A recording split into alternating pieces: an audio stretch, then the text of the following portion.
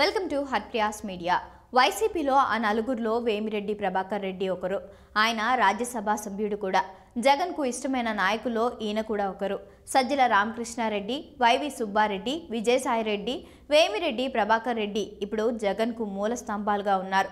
అయితే ఇందులో ఒక పిల్లర్గా ఉన్న వేమిరెడ్డి ప్రభాకర్ రెడ్డి వ్యూహాత్మకంగా సైలెంట్ అయ్యారు.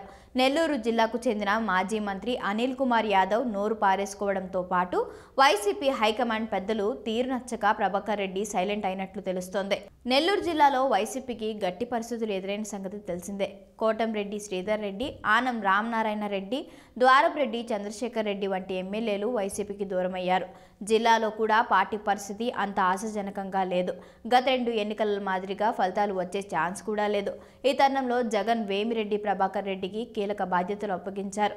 వచ్చే ఎన్నికల్లో నెల్లూరు ఎంపీ స్థానం నుంచి పోటీ చేసేందుకు ఒప్పించారు. అయితే మారిన రాజకీయ పరిస్థితుల నేపథ్యంలో వేమిరెడ్డి ప్రభాకర్ రెడ్డి సైలెంట్ కావడం పొలిటికల్ వర్గాల్లో సంచలనం రేపుతుంది. అసలు ఆయన ఎంపీగా పోటీ చేసే ఉద్దేశం ఉందా లేదా అన్న ప్రశ్న ఉత్పన్నమవుతుంది.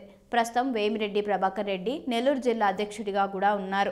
ఆయన భార్య ప్రశాంతి రెడ్డి సైతం పార్టీలో చాలా యాక్టివ్గా ఉండేవారు. టీటీడీ దేవాలయాలు ఆస్తుల అడ్వైజరీ కమిటీ అధ్యక్షురాలిగా కూడా కొనసాగుతున్నారు. అంతకుముందు టీటీడీ సభ్యురాలుగా సైతం బాధ్యతలు స్వీకరించారు. జగన్కు అత్యంత నమ్మకస్తుడైన నేతగా వేమిరెడ్డి ఉండేవారు. అయితే కొద్ది రోజుల కిందట ఓ ఎమ్మెల్యే అనుచిత వ్యాఖ్యలు చేశారు. వేమిరెడ్డి దంపతులపై అనవసరంగా నోరు పారేసుకున్నారు. దీంతో వేమిరెడ్డి ఇటువంటి రాజకీయాలకు నేను తట్టుకోలేనని భావించి వ్యూహాత్మకంగా సైలెంట్ అయినట్లు తెలుస్తుంది. అయితే వేమిరెడ్డి వెనుక జిల్లా స్థాయిలో కాకుండా రాష్ట్ర స్థాయిలో ఒక రకమైన వ్యూహం పన్నినట్లు తెలుస్తుంది.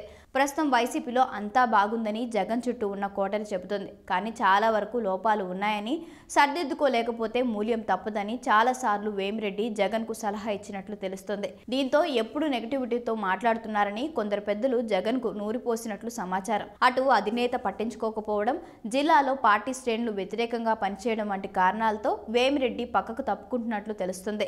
ఇది మున్ముందు బలపడితే మాత్రం వేమిరెడ్డి పార్టీని వీడతారన్న ప్రచారం జరుగుతుంది. అదే జరిగితే వైసీపీతో పాటు జగన్కు సైతం వ్యక్తిగతంగా లోటే ఉంటుంది.